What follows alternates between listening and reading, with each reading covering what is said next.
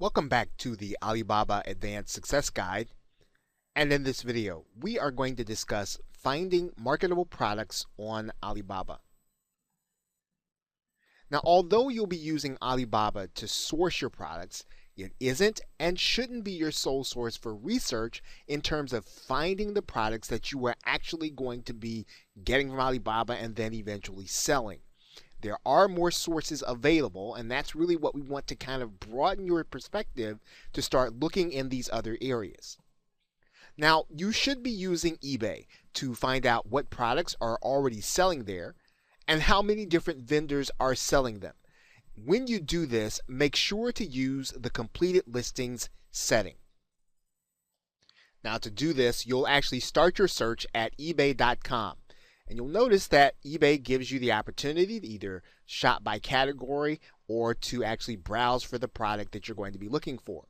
Now, you'll probably already know what product you're going to be looking to sell. And so what you want to do is to start by searching eBay to find out if that product is selling. So in this particular case, let's type in baseball glove. When we type in baseball glove, you'll notice that eBay has about 18,000 listings, but this doesn't necessarily tell us what's selling. What we're going to do is we're actually going to scroll down, and then we're going to look for a setting in eBay, and it's going to tell us what the completed listings are. And so we are then going to first check this box. When we check that box, what you're going to notice is that these listings are actually going to change. You're going to see now that there are 23,000 listings that have completed. Now, even this is not going to be totally enough information for you to determine what's actually selling. These are all the auctions that have actually, or sales that have actually completed. What we really want to see are those that have sold. And so what we're going to do is we're going to come back here to refine this list even more and click the sold settings. When we do that, you're going to see those listings actually come down, and then you'll start to see what items have actually sold. Now, to even get even more refined, we really want to see which items sold outright. We really don't want to look at items that have been auctioned. And so in this particular case, we probably want to look at those items that are buy it now, because we're actually going to list it as a buy it now product. So we want to click buy it now. And when we do that, we're going to see an even further refined list, and this is really going to give us a sense for what is actually selling. Now, eBay is going to give you some categories here on the left hand side of those that are left. You're going to be able to see, and then you'll really be able to narrow down which of your products this is going to be closest to, so that you'll be able to tell not only what is selling, but you're also going to be able to tell which of the products give you a gap in the marketplace for you to be able to put your product in order to sell it. Now, in terms of pricing, you're going to choose Amazon, and you're going to use Amazon to determine if there will be a market for you at the price at which you can actually offer the merchandise that you're looking to sell. Now, let's take a look at Amazon. Now, when we start looking at Amazon, we're actually going to be looking at what's selling, but even if we were to start by looking at baseball glove here on Amazon, and we actually type in and we start to look to find out what it is that Amazon really has, we want to use Amazon in terms of getting a sense for the pricing.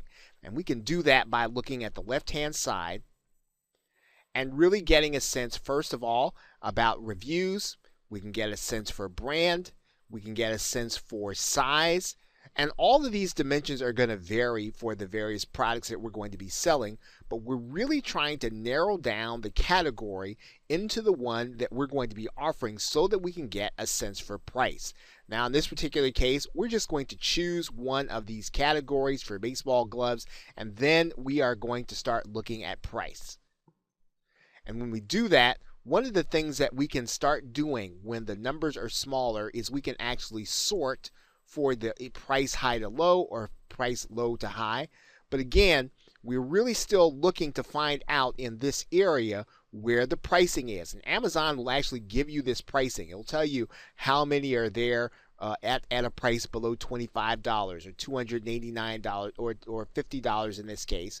And we want to look in these areas to find out if we are comparable in terms of what we're offering at the pricing. So again, we're going to use Amazon in the same way we use eBay, but we're going to go one step further and we're going to actually start looking at pricing with Amazon also.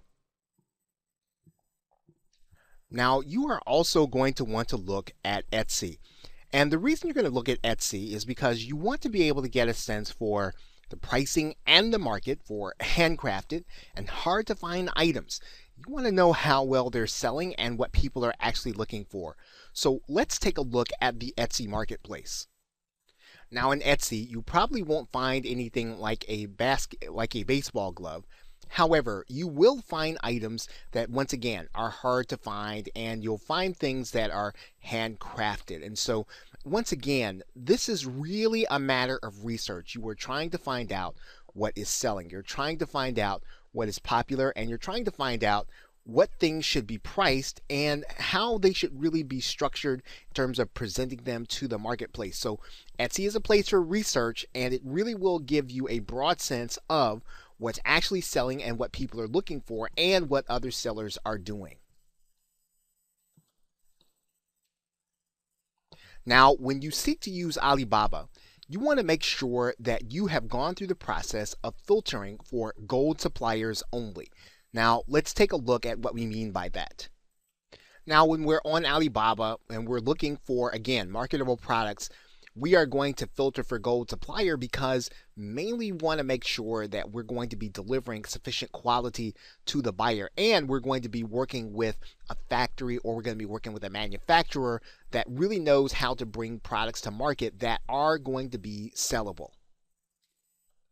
But in terms of establishing real hard guidelines, you have to remember your goal is going to be to find products that you can mark up by 100%. So that means that even if all of these things are in play, even if all of the evidence suggests that you have a sellable product and it looks like it's going to be marketable and it looks like it's going to be popular and it looks like it's going to be something that people want, you still have to keep this basic principle in mind. If you cannot mark up your product by 100%, more than likely the math is not going to work for it to be worth it for you to market from the products you're going to be getting from Alibaba. So now let's kind of think a little broader about finding marketable products. Now, experienced and successful sellers look at sources other than online sources, in particular the ones that we have talked about here. They look to offline sources to find out what kind of products that people are actually buying. And so this is really, again, evidence of what people's preferences are in terms of how they're expressing them with their credit card or with their actual cash in hand. Successful marketers typically look to places that people are buying and that they can actually see. They can visibly witness how people are buying. Popular television programming like The Shopping Channel and Home Shopping Network really give clues as to what people are enthusiastic about and what kind of products that people are actively marketing. Offline sources often give clues to categories that people are willing to buy in and look for alternatives in. And this is a very important factor to think about. Sometimes you will have a popular product that is selling at a major retailer, which is something that we typically want to avoid. But when that product is priced, and it's priced in a way so that people are looking for alternatives, there can be an opportunity to provide a product to the marketplace that's just as durable and reliable as the main product. So we want to continue to look to sources broader than those online sources so that we can, again, get a sense for what might sell as well as the pricing. Now, the offline method is obviously less scientific, but it is profitable when you combine it with all of the other sources that we have talked about in this video, and you combine it with the evidence that you have gathered from the online sources. So in terms of finding marketable products, you want to be able to combine your online sources and evidence with that which you find offline in order to determine what products people are really looking and really spending money on. Okay, so with that, thanks, and I will see you in another video.